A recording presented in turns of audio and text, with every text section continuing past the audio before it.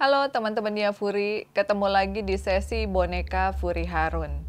Dan kali ini kita akan membahas tentang boneka barunya Kak Furi, yaitu Lembu Swana. Tetapi teman-teman, sebelumnya Furi akan berbagi pengalaman dan cerita sesuai dengan apa yang Kak Furi rasakan ya.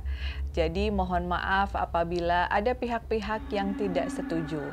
Karena ini hanyalah merupakan sekedar sharing pengalaman dan Kak Furi juga tidak memaksa kalian untuk percaya.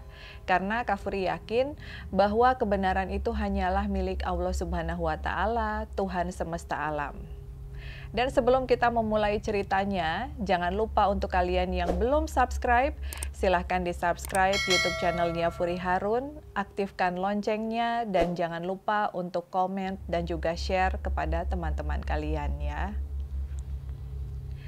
Bicara tentang Lembu Swana. Lembu Swana adalah binatang mitos yang kini menjadi lambang Kesultanan Kutai Kartanegara dan menjadi simbol dari kota Tenggarong, Kabupaten Kutai Kartanegara di Kalimantan Timur. Legenda Lembu Swana ini masih terus hidup di Kutai dan diyakini merupakan penguasa Sungai Mahakam dan tinggal di dasar sungai ini. Sosok Lembu Swana ini bahkan pernah menjadi ide nasional kostum untuk perwakilan Indonesia di ajang Miss Supranational 2017 lalu.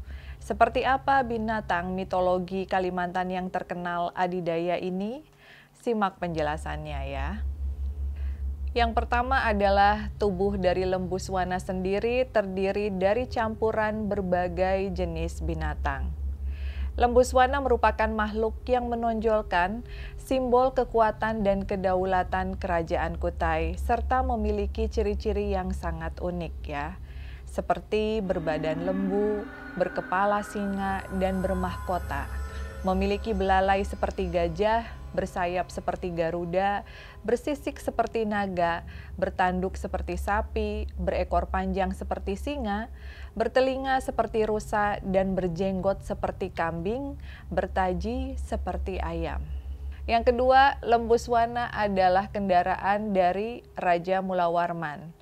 Jadi penduduk di sekitar Sungai Mahakam meyakini bahwa Lembu Swana sebagai makhluk yang disucikan.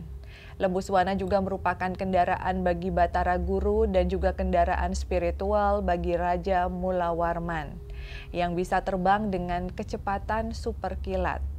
Raja Mula Warman memerintah kerajaan Kutai sekitar tahun 400 atau abad ke-5 Masehi. Dan yang ketiga, legenda Sang Lembu Swana. Menurut legenda, mengawal bayi Putri Karang Melenu. Putri ini kemudian menikah dengan Raja Aji Batara Agung Dewa Sakti, Sang Raja Kutai Kartanegara yang pertama. Putri Karang Melenu kemudian melahirkan raja-raja di kerajaan ini. Raja Aji Batara Agung Dewa Sakti memerintah di tahun 1300 sampai 1325.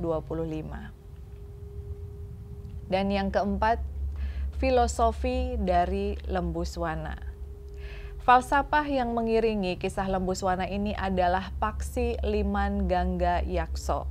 Artinya, seyogianya seseorang memiliki sifat-sifat mulia, pengayom rakyat. Binatang mitos ini diyakini memiliki kekuatan super dan bisa hidup di darat, air maupun di udara. Mahkota di kepalanya melambangkan kekuasaan atau raja. Sedangkan belalai yang dimiliki Lembu Swana menggambarkan Dewa Ganesha yang merupakan dewa kecerdasan. Yang kelima adalah patung-patung Lembu Swana. Patung Lembu Swana dapat kalian temukan di beberapa tempat di kota raja. Itu merupakan sebutan untuk kota Tenggarong. Dan salah satu patung Lembu Swana dapat ditemukan di Kedaton Kutai Kartanegara. Patung Lembu Swana juga berdiri megah di Pulau Kumala, salah satu tempat wisata di Tenggarong, Kutai Kartanegara.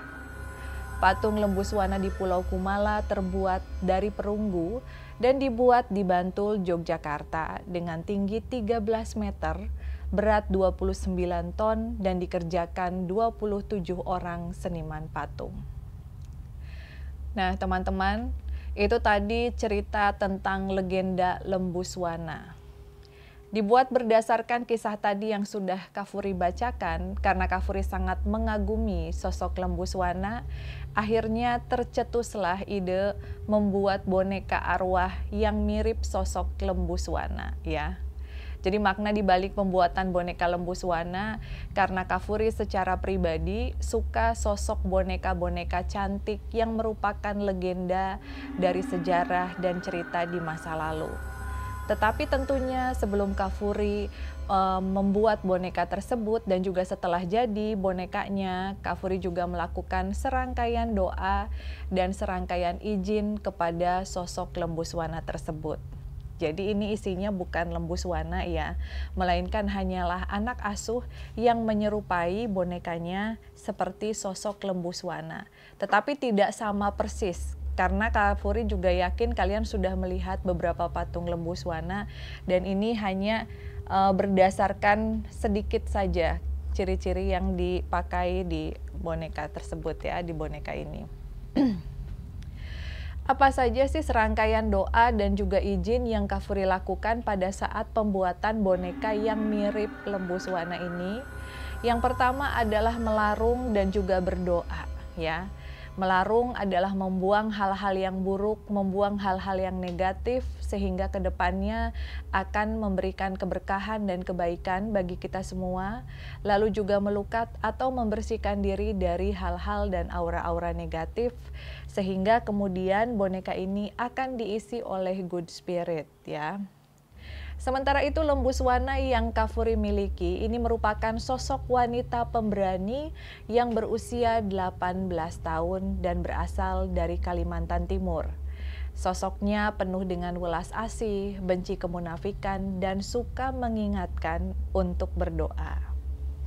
Sosok yang menempati boneka ini juga melakukan wirid ya di rumah Kak Furi dan bergabung dengan anak-anak asuh Kak Furi yang muslim.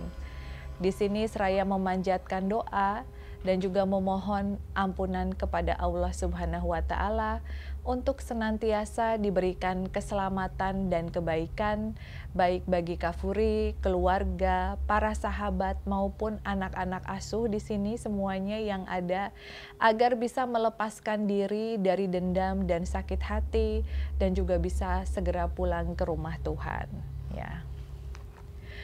Nah, Kak Furi hanya bercerita sedikit saja tentang sosok boneka ini dan memang ini tidak mirip 100% dengan Lembuswana yang asli, hanya dibuat sedikit saja miripnya.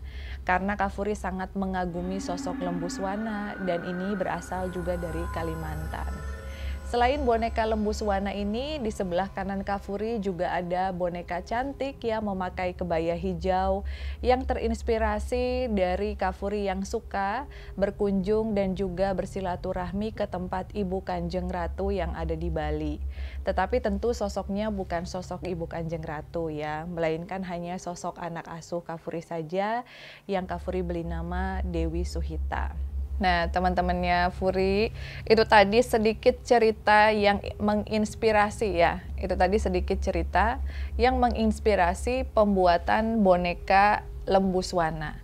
Memang tidak mirip 100%, tetapi ada sedikit kemiripan dan alasan Kak Furi tadi sudah Kak Furi jelaskan bahwa Kak Furi sangat mengagumi sosok-sosok yang melegenda di Indonesia. Karena banyak sekali di antara mereka yang sangat cantik dan juga bisa dijadikan inspirasi untuk membuat seni seperti boneka ataupun patung gitu. Untuk kalian semua yang ingin melihat koleksi-koleksi bonekanya Kak Furi, silahkan cek Instagramnya Boneka Furi Harun. Dan untuk yang ingin tahu lebih jelas tentang sosok Lembuswana, kalian juga bisa cek tentang berita dan ceritanya secara lengkap ya.